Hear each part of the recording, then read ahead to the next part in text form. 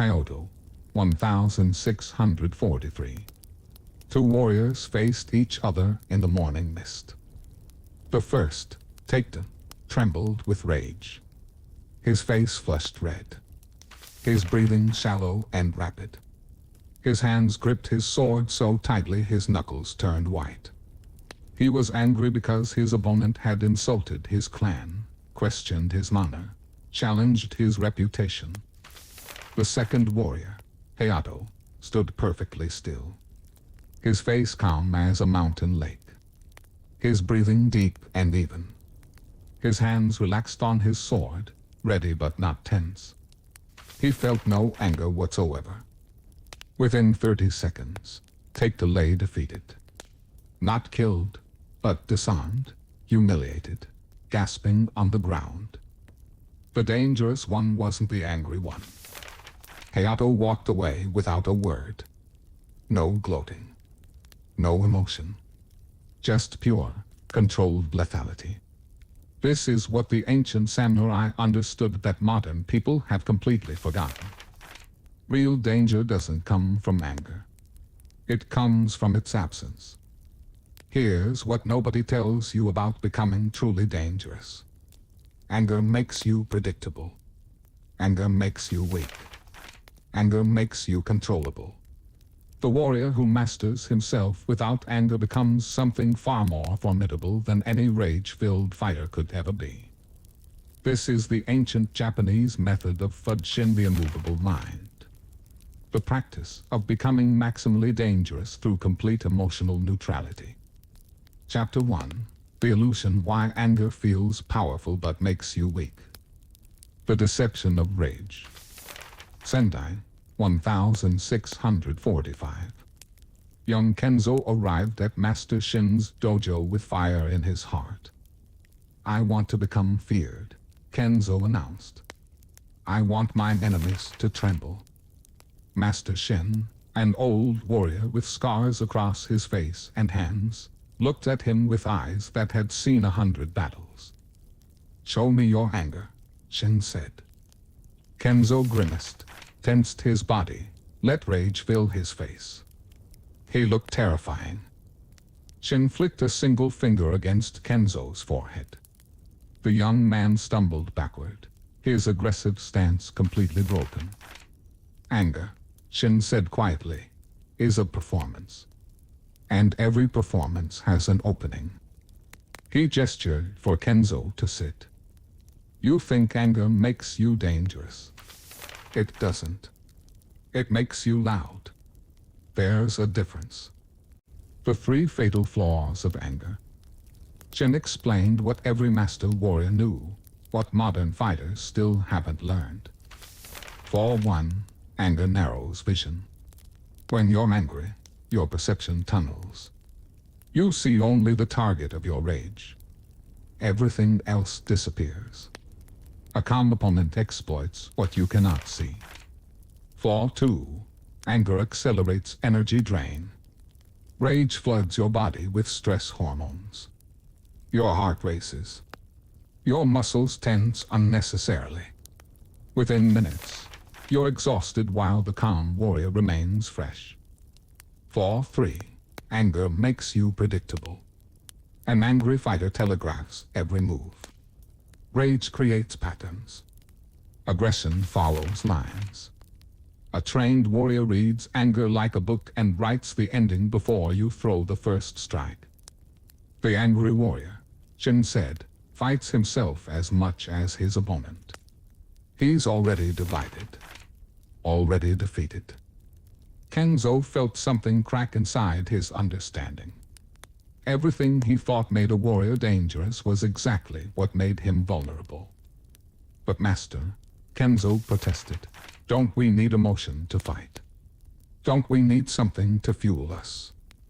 Shin smiled. Not warmly. Like a blade catching light. "You need something. But not anger.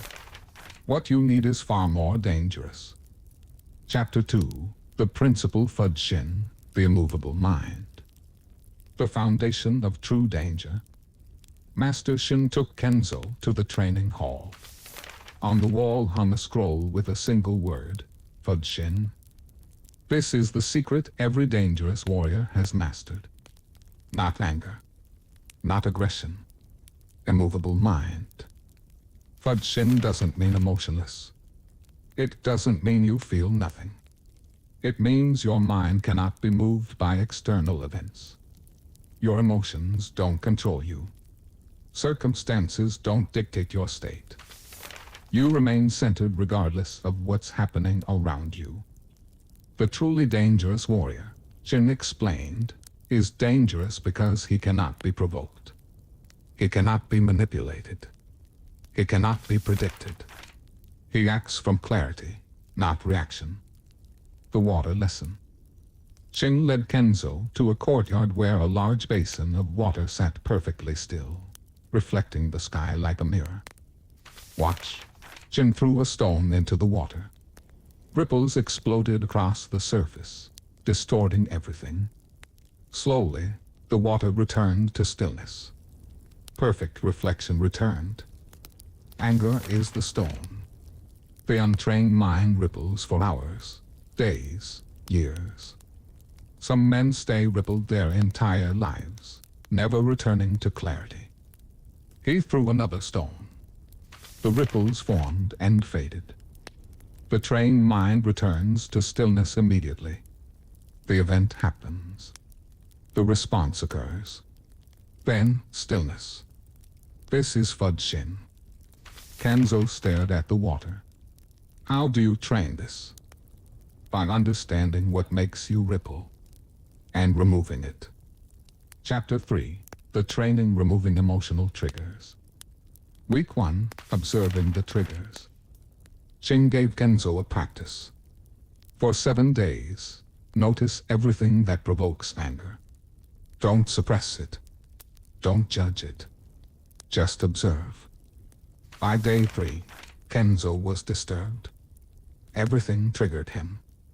A student performing better, a look he interpreted as disrespectful, mistakes in training, his own inadequacy, comparison to others, feeling unseen or unappreciated.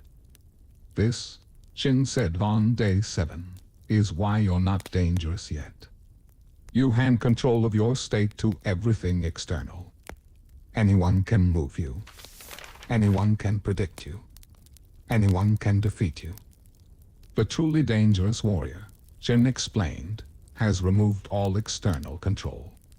Nothing moves him because he's identified and eliminated the leverage points others might use. Week 2. The Insult Practice. Jin had senior students insult Kenzo during training. Mock his form. Question his ability. Laugh at his mistakes. At first, Kenzo's anger flared immediately. His face flushed.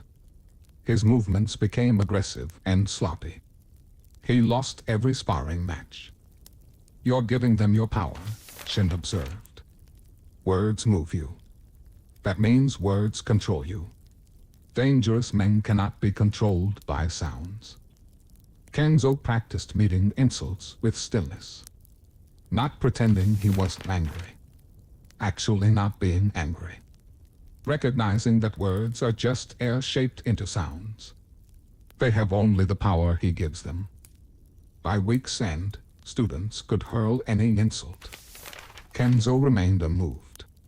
His fighting improved dramatically because nothing external affected his internal state.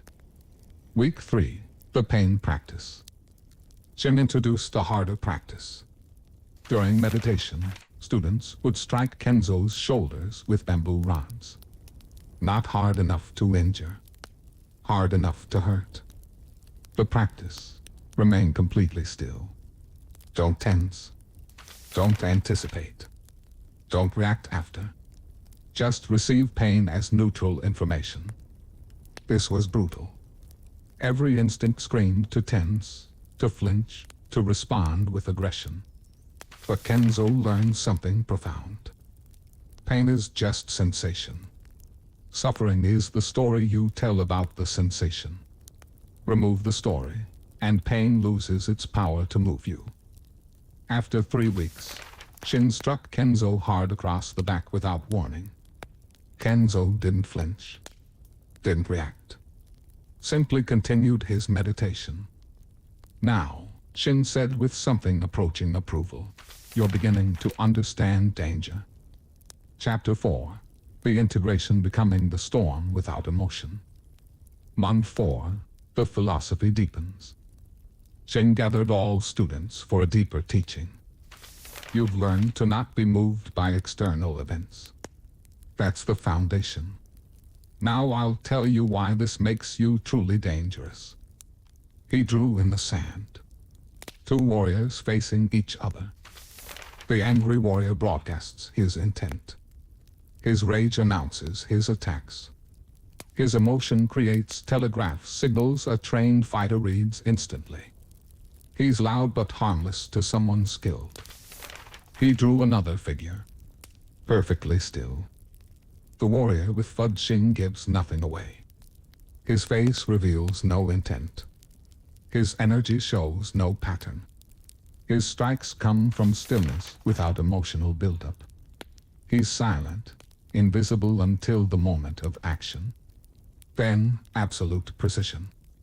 The predator principle. Shin continued, study predators in nature. The tiger doesn't get angry before the kill. The snake doesn't rage before the strike. They are calm until the instant of action. Then, explosive precision. Then, calm again. Prey animals get emotional. Predators stay neutral. You're learning to be a predator, not prey. This reframed everything for Kenzo. Danger isn't about projecting aggression. It's about embodying potential. The coiled spring that might release at any moment or might not. Controlled. The invisible threat. Master Shin told a story about Yaji Mananori, the legendary sword instructor to the shogun. Mananori once sat in a room with feudal lords who were plotting against him. He knew. They knew he knew. But Mananori sat calmly, drinking tea, discussing poetry. No anger. No confrontation. Just presence. The lords grew increasingly unsettled. This man should be afraid. He should be angry. He should react. But he just existed, completely unmoved. By the end of the evening, the lords abandoned their plot. Not because Mananori threatened them. Because his complete lack of reaction made him unpredictable, therefore dangerous, therefore best left alone. This is maximum danger. Presence without emotion. Capability without display. The threat you feel but cannot define. Chapter 5. The advanced practice integrating Fudōshin into life. Beyond the dojo. Month 6.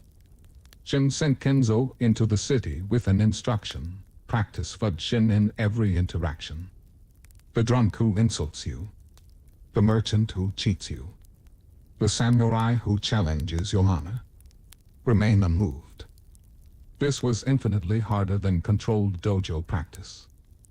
A drunk bumped into Kenzo, spilled sake on his clothes, then blamed Kenzo and demanded payment. Old Kenzo would have exploded in righteous anger. New Kenzo observed the situation with complete neutrality. This man is drunk. His perception is altered. His words mean nothing. His actions are not personal. Kenzo simply walked away. The drunk, expecting reaction, got none. He deflated. Confused, Kenzo had given him nothing to push against. The marketplace test. A merchant sold Kenzo poor quality rice at premium price. When Kenzo discovered this, the merchant laughed and refused refund. Old Kenzo would have raged, caused a scene, perhaps drawn his sword. New Kenzo simply looked at the merchant with perfect calm. Said nothing. Just maintained eye contact with absolutely neutral expression for 15 seconds. The merchant grew uncomfortable. Then nervous. Then frightened. Something about that calm, evaluating gaze suggested this warrior might do anything or nothing. Completely unpredictable. The merchant refunded the money and apologized profusely. Kenzo had done nothing except embody a movable presence. That was more threatening than any display of anger could ever be. The honor challenge. The real test came when a rival samurai publicly questioned Kenzo's skill and clan honor, demanding a duel. This was the ultimate provocation. Everything in samurai culture screamed that Kenzo must respond with anger, defend his honor, accept immediately. But Kenzo had learned something deeper. He looked at the challenger with complete calm. I don't need to prove what I am to someone who cannot see what I am. He walked away. The gathered crowd was stunned.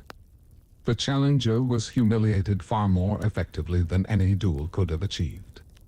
Because Kenzo's refusal came not from fear but from complete disinterest in external validation.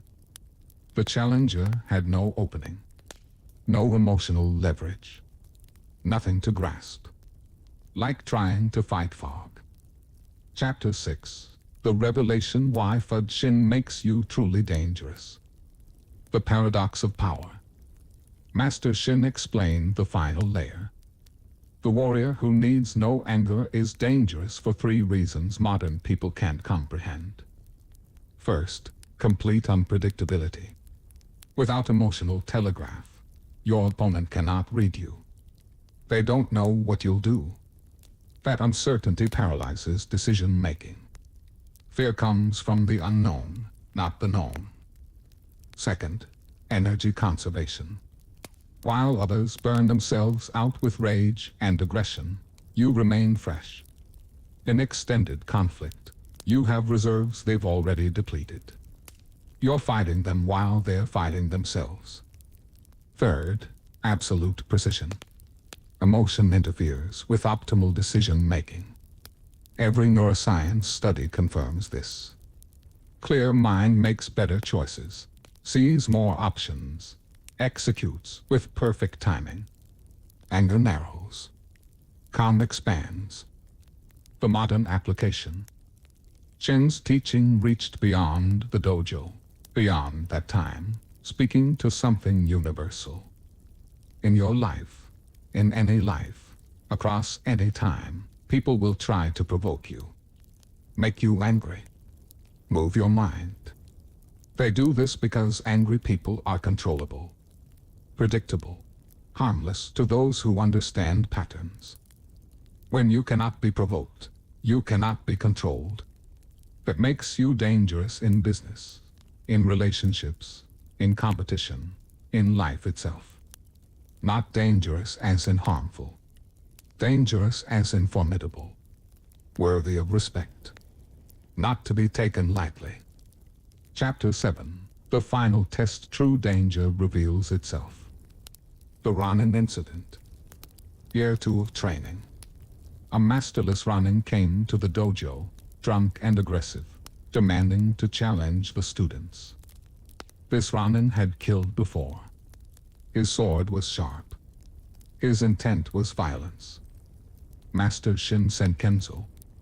The Ronin saw a young warrior and laughed. You're sending a child. Kenzo said nothing. Simply took his position. Face completely neutral. No fear. No anger. No anything. Just presence. The Ronin attacked with killing intent. Massive, aggressive strikes meant to intimidate and overwhelm. But something happened the Ronin had never experienced. Kenzo moved like water. Not aggressive. Not defensive. Simply responsive. Every strike met exactly enough resistance to redirect it. No wasted motion. No emotional reaction. Just perfect, calm precision. 5 minutes passed. The Ronin was exhausted, frustrated, increasingly desperate. Kenzo looked like he'd just begun warming up. The Ronin made a final, committed attack. Kenzo sidestepped, struck once to the wrist. The Ronin's sword clattered to the ground. Kenzo stood ready but relaxed. No aggression in victory. No emotion at all. Just readiness for whatever came next. The Ronin fell to his knees. Not from physical pain. From the psychological impact of facing something he couldn't understand. A warrior who couldn't be provoked, couldn't be read, couldn't be moved. Silent, neutral, absolutely dangerous. What are you? The Ronin whispered. Kenzo said nothing. Simply returned his sword to its sheath and walked away. That's when Master Shin knew. Kenzo had integrated the practice completely. Chapter 8. The teaching continues the warrior's path across time. 10 years later. Kenzo now taught in his own dojo. A young student approached, aggressive, full of fire and rage. Master, teach me to be feared. Teach me to be deadly. Kenzo looked at him with that same calm he'd learned from Shin. I'll teach you something better. I'll teach you to be dangerous without anyone knowing why. To be formidable without performance. To be maximally effective with minimum emotion. He led the student to the same basin of water Shin had shown him years before. Watch how the water receives disturbance but returns to stillness. That's what you'll learn. Not how to create bigger ripples. How to become like the water itself. The student looked confused. But don't I need anger to fight? Anger, Kenzo said, is what people who don't understand danger use to feel powerful. Real power needs no emotion. Real danger makes no sound. The timeless practice. Kenzo's teaching carried the same truth Shin had taught him, that warriors across generations had discovered. This practice continues today, across all time. Not as an ancient history but as living discipline. The method of becoming truly dangerous through absolute emotional neutrality. Those who master Fudoshin discover something modern culture has forgotten. The quiet person is not the harmless person. The calm warrior is not the passive warrior. The one who shows no anger is often the most capable of decisive action. This is what we preserve. This is what we practice. The ancient method of becoming maximally dangerous through complete emotional control. Chapter 9. The method, your path to Fudoshin. The daily practice. Kenzo taught his student the same progression he had learned. Week 1. Observation. Notice every time you feel anger. Don't judge it. Don't suppress it. Just observe. When does it arise? What triggers it? Who has the power to move your mind?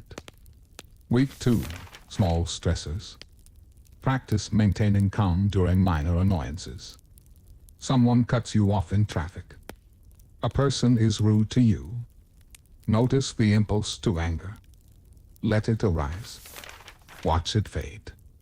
Don't feed it with story or justification. Week 3. Deliberate practice. Have trusted people provoke you in controlled settings. Insults, challenges, frustrations. Practice receiving these without internal movement. Not suppressing reaction. Actually not reacting. Week 4. Physical stress. Combine mental calm with physical challenge. Train intensely while maintaining inner stillness. Learn that your body can be activated without your mind being disturbed.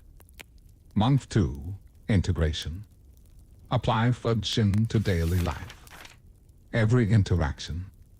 Every challenge. Every provocation. Can you remain unmoved while fully engaged? The principles to remember. Principle 1. Anger is information, not instruction. Feel it arise. Note what it's telling you. Then choose your response from clarity, not reaction. Principle 2. The greatest threat is invisible. The moment you display anger, You reveal your leverage points. Stay neutral. Stay dangerous. Principle 3. Emotional neutrality enables optimal action. Clear mind sees more options, executes with better timing, conserves energy, maintains readiness. Principle 4. True strength needs no performance. The warrior who must show aggression to feel powerful has not yet discovered real power. Principle 5. Unmovable mind, unstoppable action. When nothing external can disturb your center, you become capable of anything necessary without hesitation or doubt. Conclusion: the warrior without anger. Master Kenzo stood before his students years later, an old man now, bearing the same scars and calm that Master Shin had carried. What I've taught you is what warriors across all ages have discovered. Real danger doesn't announce itself. Real power doesn't perform. Real strength needs no audience. The angry warrior is fighting himself. The calm warrior fights only what's in front of him. That difference is everything. When you master Fudoshin, you become something people can feel but cannot define. They sense capability without evidence. They perceive danger without threat display. They respect you without knowing exactly why. This is the ancient Japanese method. Not aggression training. Neutrality mastery. Not how to be more emotional. How to need no emotion at all. The practice lives on. The student bowed deeply. Master, where do I begin?